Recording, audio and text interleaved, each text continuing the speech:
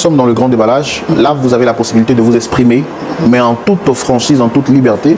Dites-nous quel est le problème, depuis quand ça a commencé, comment vous avez essayé de régler le problème. En tout cas, vous avez la possibilité de vous exprimer. Moi, je ne vais pas vous interrompre. Seulement, s'il y a des parties que je ne comprends pas, je vais me permettre de vous poser quelques questions. C'est bon? Oui, c'est bon. Allez-y, vous avez la parole. Bon, quand j'étais jeune fille, j'allais un jour au marché et sur le chemin, un monsieur m'avait arrêté. J'hésitais et il a insisté pour connaître mes parents. C'est ainsi qu'à cette période, il n'y avait pas de cellulaire encore. Il n'y avait pas de portable. Et je lui ai montré chez nous. Quelque temps après, il allait voir ma maman.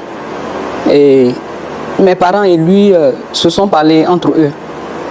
Et mes parents, ma maman m'a aussi consulté pour me dire que ce monsieur, il voulait de moi comme sa femme. Après, j'avais accepté, les parents ont donné ma main, le mariage a été célébré, tout ça. Dans la ville où nous étions, le monsieur étant instituteur a été affecté ailleurs. Et dans cette ville, j'étais avec lui. On a souffert pour avoir un enfant. J'ai mis du temps, je suis passé un peu partout. J'ai frappé à beaucoup de portes. Et Dieu m'a fait grâce, j'ai eu un fils. Et ce fils est mon enfant unique. Nous étions là et son père, il avait tout en mal, il était malade. Il souffrait, il souffrait, il souffrait. Et un jour, je l'accompagnais, il avait très mal, je l'accompagnais à l'hôpital. Et sur le chemin, il a rendu l'âme. Je me suis retrouvée veuve. Mes beaux-parents m'ont tout arraché. Ils nous ont chassés de la maison. Je me suis retrouvée dans une baraque avec mon fils.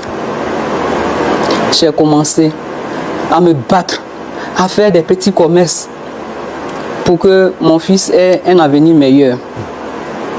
J'ai vendu presque toutes choses, toutes les choses. Dieu merci, mon fils travaille maintenant. Il travaille, il prend soin de moi. De ce côté-là, je n'ai pas de problème avec lui. Mais le problème, c'est qu'il veut marier une prostituée. Et je ne suis pas d'accord. Je l'ai convoqué ailleurs, chez d'autres personnes. On a tourné. Il ne veut pas m'écouter. Et moi, je ne suis pas du tout d'accord. Je refuse cela. Donc, c'est pour cela qu'aujourd'hui, je suis venu ici pour vous voir. Donc votre fils, est-ce que votre fils est chrétien? Est-ce qu'il va à l'église? Oui, mon fils est chrétien. Vous aussi? Oui, nous sommes tous chrétiens. Mais malgré ça, il veut marier une prostituée? L'histoire de la fille, bon, la fille... D'accord, c'est ce que vous avez dit, il veut marier une fille, une prostituée. Oui. Il n'y a pas d'autres filles qu'il connaît autour de lui? C'est ce que j'essaie de lui dire tout le temps. C'est ce que j'essaie de lui dire, mais il me dit... Il est amoureux de cette dernière. Et moi, je ne veux pas. Alors que c'est votre fils unique? C'est mon fils unique. Alors que j'ai souffert pour l'avoir et je me suis battu aussi pour qu'il soit ce qu'il est aujourd'hui. Et que de récompenser vos efforts. C'est d'ailleurs le rêve de toutes les mères de voir son enfant se marier. Vous aurez été vraiment heureuse de l'accompagner peut-être à la mairie, main dans la main, pour le donner finalement à son épouse. Mais celle qu'il envoie pour vous présenter, c'est une fille au messes. Là, ça ne me convient pas. Oui. Sinon, mon fils, il s'occupe de moi. C'est pour cela que je suis habillée comme ça. Oui. Mais pour le côté mariage, je ne suis pas du tout d'accord avec lui. Et vous avez tout fait pour essayer de l'en dissuader, mais il reste sur sa position? Il reste sur sa position. Et j'ai dit, il faut qu'il marche sur mon corps avant de marier cette femme. Peut-être que c'est après ma mort qu'il pourra marier cette femme. Sinon, de mon vivant, je ne veux pas. Donc l'objectif en l'emmenant ici aujourd'hui, c'est qu'on puisse le raisonner pour qu'il revienne à de meilleurs sentiments. Oui. Il revienne à de meilleurs sentiments pour qu'il écoute sa maman. Je ne suis pas d'accord pour ce mariage. D'accord. Ok. Pas de problème. Pasteur Tumo, oui, voilà. Vous avez écouté l'intervention de maman Martine. Oui. Bah, écoutez, elle a perdu son mari très jeune. Mari qu'elle a rencontré, qu'elle avait vraiment aimé. Malheureusement, la grande fâcheuse est venue lui arracher son mari au moment où elle s'attendait le moins. Et aujourd'hui, par la grâce de Dieu, elle s'est démerdée comme elle pouvait pour prendre soin de son enfant. Et Dieu, par sa grâce, cet enfant a réussi à se faire une place au soleil et à se tirer son épingle du jeu de cette vie, de cette bataille de la vie sociétale dans laquelle nous sommes. Mais son plus grand regret aujourd'hui, c'est que ce dernier-là, pour qui il a tout donné, vient lui présenter une femme aux mœurs légères, qu'on appelle communément une prostituée. Et sa mère dit que son fils unique dit qu'il est éperdument amoureux de cette dernière et qu'il voudrait la marier. Elle a tout essayé pour l'en dissuader, mais ce dernier reste convaincu que celle-ci est la femme avec laquelle il devrait passer le restant de ses jours et celle-là qui fera de lui peut-être l'homme le plus heureux de la terre. Donc, voyant le danger que court son fils, surtout qu'elle n'en a pas deux, elle décide, après avoir essayé plusieurs tentatives qui n'ont abouti à rien, de l'emmener sur ce plateau en vue de raisonner ce dernier-là pour qu'il puisse justement renoncer à sa décision. Mais on a écouté la mère, comment le faire, parce qu'on va écouter également le fils. Oui, c'est important. C'est important. Il faut qu'on écoute le camp. Voilà, c'est important d'écouter le fils. Mais avant de recevoir le fils de Dame Martine, que j'appelle affectueusement Maman Martine, nous tenons à dire merci à tous les partenaires de Lumière du Monde Télévision, surtout de l'émission Point d'accord. Vous qui soutenez l'émission Point d'accord, vous êtes en Afrique, vous êtes en Europe, où que vous soyez, nous tenons à vous dire merci. Que Dieu vous bénisse. Merci également à notre partenaire vestimentaire, Bicos, qui nous a permis d'être vêtus de cette très belle chemise. Et on reçoit maintenant le fils de Dame Martine pour entendre sa version des faits. Merci de recevoir notre frère sous vos applaudissements.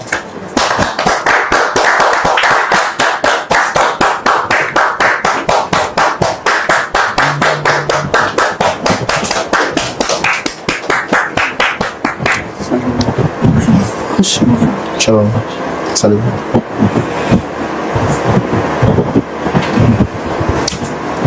Comment vous allez? On va vous demander de prendre le micro. C'est bon, j'espère qu'il est bien allumé déjà. Oui, c'est bon. va. Shalom, vous allez bien? Shalom, frère. Ça va bien? Ça va bien, par la grâce de Dieu. Vous êtes sûr que ça va bien? Oui, ça va très bien. D'accord. Merci d'être avec nous sur le plateau. Je vous en prie. Je suis Roland Sambo, présentateur de l'émission Point d'accord. Je ne suis pas seul, je suis avec le pasteur Chumou, qui est le pasteur consultant. Et bon, je n'ai pas besoin de vous demander si vous reconnaissez cette belle dame avec qui je suis sur ce plateau depuis 15 minutes maintenant, parce que je vous ai vu en train de lui faire une accolade. Oui. Donc, je sais que vous la connaissez, Dame Martine. Effectivement, je la connais. Et à la maison, on l'appelle affectueusement Maman Martine.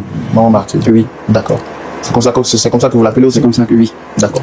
Vous n'êtes pas venu seul? Non, je ne suis pas venu seul. Non, on va vous demander quand même de vous présenter, vous. D'accord. Allez-y. Je suis Ferdinand. Voilà. Le fils unique de Maman Martine que voici. Voilà, je suis chef d'entreprise maintenant. Et j'ai envie de dire que c'est grâce à ma maman. Voilà. C'est pas à chaque fois que je regarde cette dame, je la regarde avec beaucoup d'affection. Parce qu'elle a vraiment fait beaucoup pour moi. Voilà. Donc, essayez de parler un peu plus fort. Donc, c'est elle qui, on va dire, c'est par elle que vous êtes devenu aujourd'hui. Oui, oui. Oui, c'est grâce à elle que je suis ce que je suis aujourd'hui. D'accord. Voilà.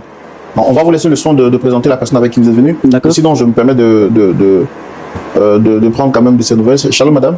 Shalom, monsieur Roland. Vous allez bien? Oui, je vais très bien. Merci d'être avec nous sur le plateau. À vous de même. On va vous demander de vous présenter votre nom, prénom, ce que vous faites dans la vie. Alors, moi, c'est... Essayez de parler plus fort, s'il vous plaît. D'accord. Moi, c'est Madame Brou Kaitan. Alors, je suis banquière et directrice d'une association pour les orphelins. Voilà. D'accord. Vous êtes donc directrice d'une association pour les orphelins, Oui. et vous travaillez dans un institut bancaire de la place. Oui. Super. Il n'y a pas de problème. Il n'y a pas de problème. Monsieur Ferdinand, vous avez dit. Oui, c'est ça. Quels sont les rapports que vous avez avec votre mère? Oh, tout se passe bien. Voilà, ça va tellement bien. Seulement que depuis que je lui ai annoncé mon mariage avec ma fiancée que voici, les choses ont commencé à mal tourner. Voilà. Sinon, à part ça, tout va très bien. Donc, depuis que vous lui avez annoncé votre mariage avec votre fiancé, les choses ont commencé à mal tourner. Oui, Ça se voit que vous êtes amoureux, vous vous tenez la main l'un l'autre. je l'aime vraiment. Mais bon, au risque de vous poser une question indiscrète, c'est pas mon rôle de le demander. Je veux dire, ça fait combien de temps vous êtes ensemble? Ça va faire maintenant bientôt 4 ans. Voilà, que nous sommes ensemble. Bientôt 4 ans que Oui. vous vous fréquentez? Oui, oui. D'accord. D'accord. Madame, c'est effectif ce qu'il dit, ça fait bientôt 4 ans. Oui. Et vous l'aimez vraiment, c'est ça? Beaucoup. D'accord. Est-ce que vous connaissez cette dame qui est là? Oui, je la connais. Bon, j'ai du mal à vous entendre. Oui, je la connais. Quels sont vos rapports avec elle? On va dire qu'on s'entend. Bon, moi, personnellement, j'ai pas de problème avec elle. C'est la maman de mon fiancé que voici. Et je l'aime beaucoup. Mais il y a une contrainte qui fait qu'aujourd'hui, maman ne veut vraiment pas m'avoir comme belle-fille. Sinon, à part ça, je crois pas qu'il y ait de problème. D'accord. D'accord.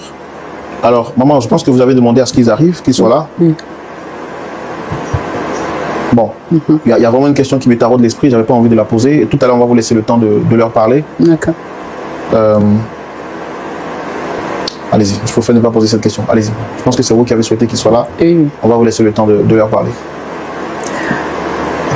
Alors, mon fils que voici, j'ai pas de problème avec lui, à part le choix de se marier avec cette dernière. C'est cela que je ne veux pas. Mais vous êtes conscient qu'ils s'aiment, c'est ça? Vous avez vu ça sur le Bon, plateau? ça, je ne le sais pas. Ça, je ne peux pas le deviner à leur place, quoi. Oui. Mais moi, je ne veux pas qu'il se marie avec elle. Mais qu'est-ce que vous leur reprochez exactement? Non, bah, c'est à cause de choses de la prostitution qu'elle fait là que je ne veux pas. Moi, c'est ce que je sais. Je sais que c'est une prostituée. Donc, je ne veux pas que mon fils se marie avec elle. S'il vous plaît, elle n'est pas prostituée. Elle n'est pas prostituée. Elle vient de le dire tout à l'heure là, elle travaille dans une agence bancaire, elle n'est pas prostituée. Je ne sais pas pourquoi, mais maman a un souci avec ma fiancée. Voilà, elle trouve qu'elle est prostituée, pourtant, elle n'est pas prostituée. Je le redis encore, elle n'est pas prostituée, maman, s'il te plaît. Mais j'étais là quand elle a fait son témoignage à l'église. Ça, c'est une vie passée, maman. Attendez. Maman, quand vous dites que vous étiez là quand elle a fait son témoignage à l'église, ça veut dire quoi? Oui, à l'église, elle avait fait son témoignage en disant que qu'elle était une prostituée. Oui, mais donc qu'elle était une prostituée et qu'elle est une prostituée, c'est vrai que c'est le verbe être, mais conjugué à deux temps passés, à deux temps différents. Était, c'est le passé, et être, c'est le présent. Vous avez dit ici sur ce plateau qu'elle est prostituée, ou bien elle était prostituée. C'est la même chose, monsieur. Le chien ne change jamais sa manière de s'asseoir. Mais justement, maman, ce n'est pas un chien. Bon, je sais, mais elle peut à tout moment partir avec n'importe qui parce que, bon, j'ai entendu ça d'elle, donc moi, je ne suis pas d'accord. Ça fait 4 ans maintenant que je suis avec ma chérie. Et elle ne m'a jamais trompé. Je vous assure, elle ne m'a jamais trompé. Comment vous l'avez rencontrée? Je l'ai rencontrée à l'église. Voilà, comme maman vient de le dire, c'était lors d'un témoignage à l'église qu'elle s'est confectionnée. Elle s'est confessée, pardon. Et elle nous a fait savoir sa vie antérieure. Chose que j'ai appréciée d'ailleurs, parce que c'est pas permis à tout le monde de se confesser devant plusieurs personnes et dire ce qu'on était, qui n'est pas bon avant. Et ma chérie que voici a eu le courage de le faire.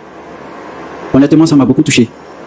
Et j'ai vu qu'en plus de ça, elle rentre dans ma ligne de femmes que je recherche dans ma vie. Et donc voilà comment j'ai commencé à la courtiser. On a sympathisé pendant de longtemps. Et honnêtement, je vous assure que si elle ne dit pas à quelqu'un qu'elle a été prostituée, on ne le saura même pas.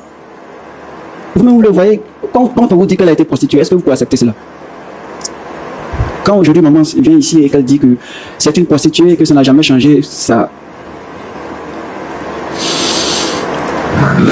Mais c'est vrai, je ne voulais pas vous poser la question, mais est-ce que vous n'avez pas remarqué qu'elle fait plus âgée que vous? C'est l'allure qu'elle fait, pourtant elle n'est pas plus âgée que moi. Vous êtes plus âgé qu'elle? Oui, je suis plus âgé qu'elle. Bon, et il y a combien d'années de différence entre vous? Il y a 5 ans entre elle et moi. Il y a 5 ans entre elle et moi. Et vous estimez que vous l'aimez vraiment? Je l'aime énormément. En fait, vous ne pouvez pas comprendre. Vous ne vivez pas avec elle pour savoir un peu quelle est la personne qu'elle est. Je l'aime énormément. Et ce, malgré son passé? Non, mais vous venez de le dire, c'est un passé. Nous avons tous ici un passé. Nous avons tous un passé. Et c'est un passé qu'elle a laissé loin derrière elle. Mais je ne comprends pas pourquoi maman s'obstine à toujours lui rappeler ce passé-là. D'accord. Madame, rappelez-moi votre nom, s'il vous plaît. Kaïtan. Kaïta. Ça fait combien de temps que vous êtes converti au Seigneur? Oh, ça va faire, je dirais 10 ans. Comment vous vous sentez aujourd'hui quand maman vous traite de prostituée? Bon. À vrai dire, un peu mal, venant d'une mère, mais je la comprends. Vous savez, c'est pas Parlez un facile. peu plus fort, s'il vous plaît. Désolée. Comme je disais tout à l'heure, je dis, je la comprends, mais je dirais non, dans le cas où c'est une mère. Mais oui, dans le sens où c'est compréhensible. Vous savez, c'est vraiment difficile d'élever son enfant et aujourd'hui, voir que son enfant vous ramène quelqu'un qui a une passion intérieure comme la mienne. C'est pas facile. c'est très dur à supporter. Comment vous avez rencontré Ferdinand? Comme il a dit tout à l'heure, c'est lors de mon témoignage à l'église. Voilà. J'avais eu ce jour-là le besoin d'en parler pour pouvoir édifier au moins quelqu'un dans la salle. Ces jeunes filles aussi qui s'adonnent à certaines pratiques. Parce que tout le monde vient à l'église, mais c'est pas tout le monde qui raconte son passé, sa vie, ce qu'il mène toujours et tout ça. Et c'est après ce témoignage-là que le frère m'approche, il m'a félicité pour mon courage et tout ça. Et après, franchement, il était en soutien pour moi. Voilà. Il a toujours été là dans les moments difficiles et tout ça. Et au fur et à mesure, voilà, il m'a fait part de ses intentions envers moi. Et on va dire, il y a la connexion aussi qui s'est créée entre lui et moi. Voilà. Depuis lors, on a décidé de faire chemin ensemble. Vous avez envie de remuer le couteau dans la plaie, mais qu'est-ce qui vous a poussé à embrasser cette vie et comment vous en êtes sorti pour aujourd'hui devenir celle que vous êtes? Je répète encore, c'est pas facile, mais aujourd'hui j'ai le courage de le dire.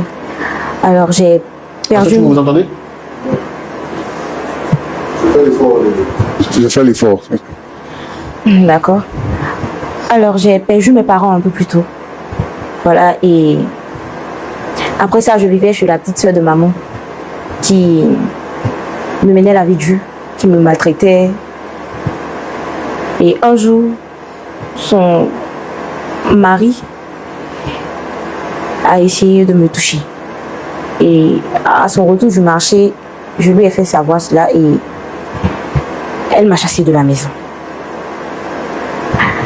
Je me suis retrouvée dans la rue parce que c'était ici à Abidjan. Mes parents sont morts à l'intérieur et je n'avais personne. Partout où je frappais, je demandais de l'aide. Personne ne voulait m'aider. Donc, un soir, j'étais à côté d'un maquis, j'avais tellement faim. Et il y a une dame qui est venue vers moi et elle m'a demandé ce que j'avais. Je lui ai dit que j'avais faim et tout. Et elle m'a dit que si je veux vraiment manger à ma faim, dans mon cas, voilà ce qu'elle me propose. Et elle m'a montré des habits, elle m'a dit tu portes ça, tu as un travail maintenant, tu manges à ta faim. Bon, j'avais que 15 ans. J'étais vraiment naïve, je ne savais pas quoi faire, je n'avais pas endroit où partir. Et j'ai accepté. C'est comme ça que j'ai commencé.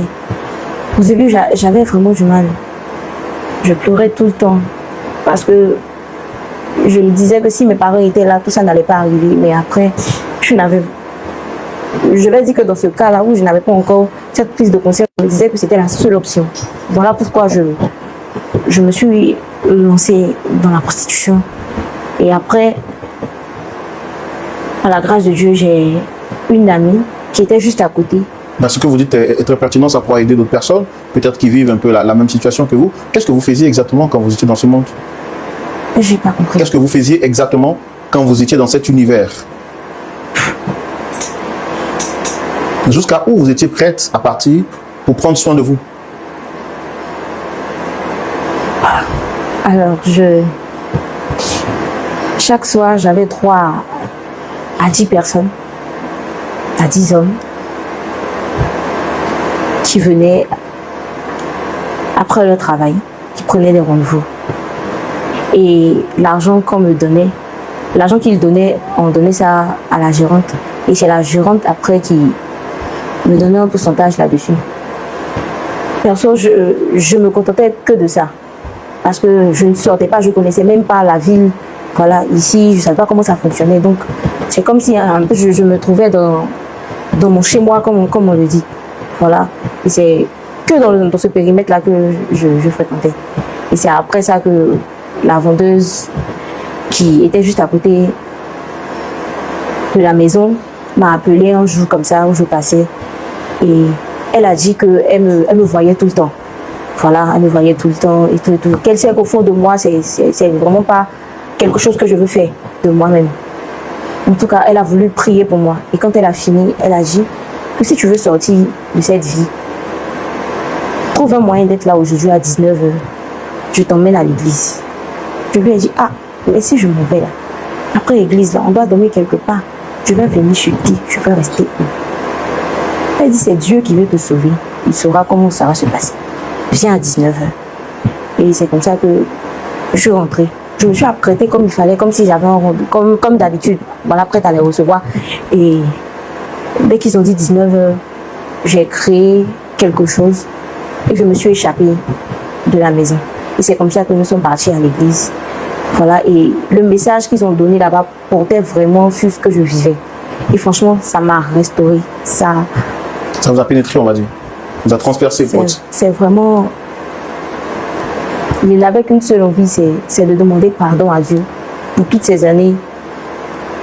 Et j'avais vraiment un regret. Je regrettais vraiment tout ce que j'avais fait. J'avais vraiment mal.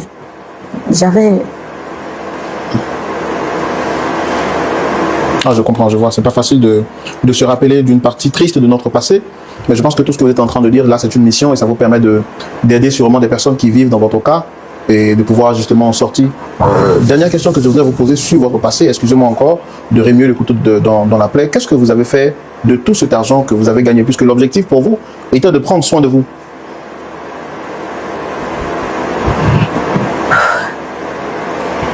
Alors,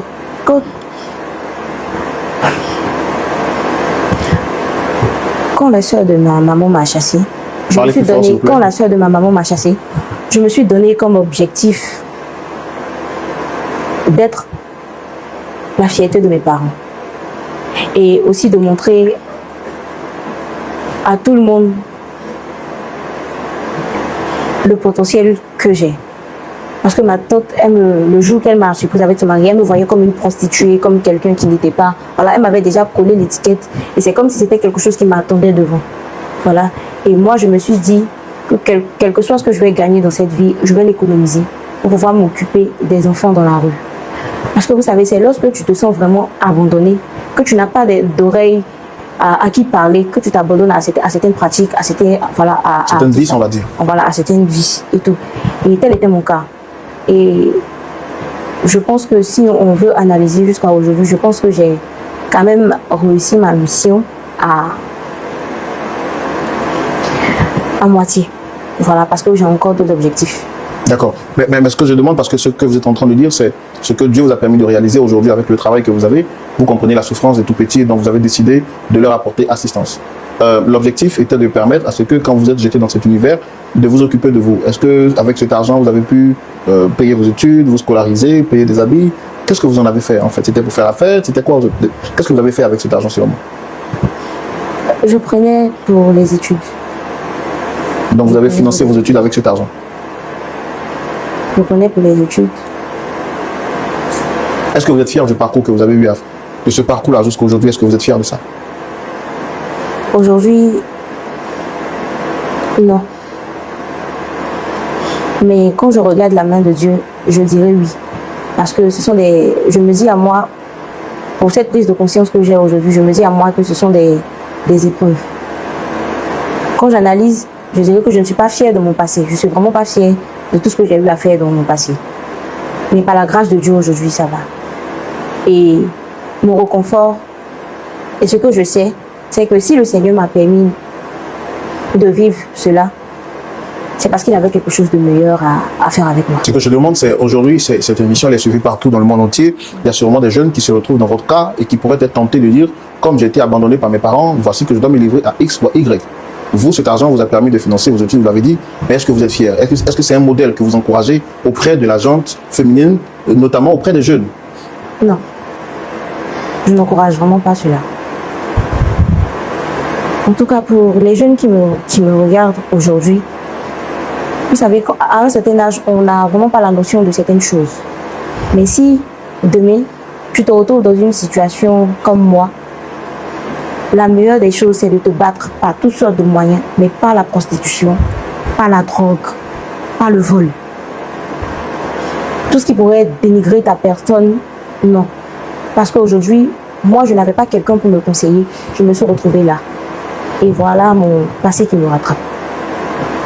Il y a ma future belle-mère, si je peux le dire ainsi, aujourd'hui qui refuse que je sois la femme de son fils. Parce que votre passé est un peu collé à votre image de vie. Voilà.